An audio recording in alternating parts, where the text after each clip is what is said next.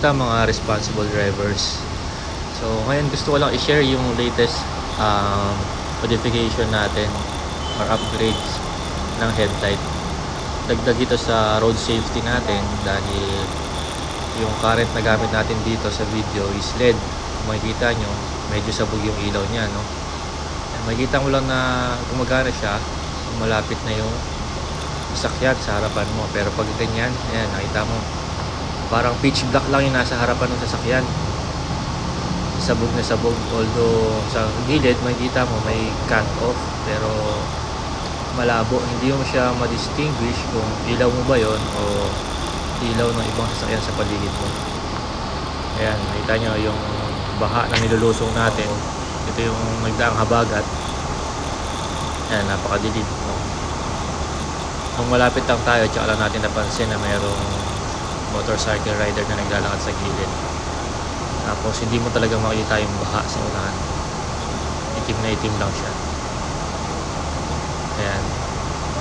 So itong upgrade natin is projector LED light.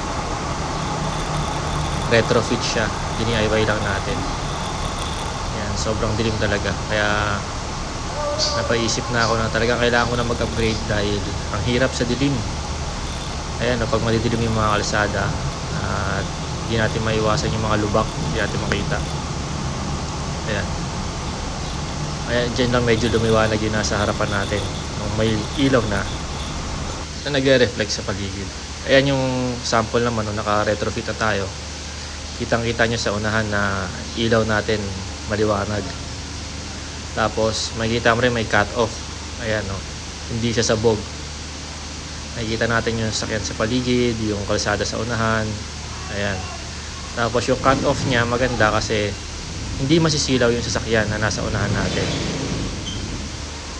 Ayan po. Oh. May cut off siya, hindi siya sabog. 'Di ba? Kitang-kita mo kung saan napuputol yung liwanag. Ayan. Kaya sa malapitan, kitang-kita niya po. Talagang good investment tong projector headlight. Ngayon, kung hindi kayo confident na mag-DIY at may budget naman kayo, go with the professionals na lang. Ayan po.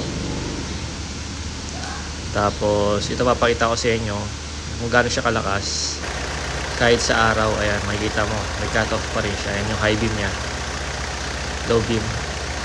Ayan. Tapos meron din tayong shroud. Nagkabitaw na shroud, yung puti na nakapaligid sa ilaw, shroud tawag doon. Tapos demon eyes na rin siya na pula. Nakita nyo yung dilaw pa yung headlight ko. Makakadagdag yun sa paglabo ng ilaw natin.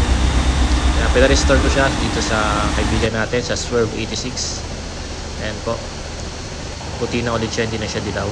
So kung gusto nyo ng headlight restoration naman, punta lang po kayo sa Swerve 86 sa San Juan. Hanapin nyo lang po ang Facebook nila. Maraming salamat po.